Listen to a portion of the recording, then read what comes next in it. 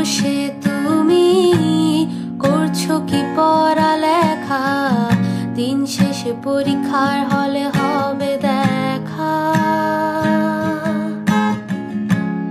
রাত জেগে পড়া ভালো, জেগে জেগে আমি হচ্ছি কালো। শিক্ষা বোর্ডের এ কি হইল, সেদিনও একটা এক্সামের নিয়ম বানাইলো, আর কত নিয়ম বানাইবো।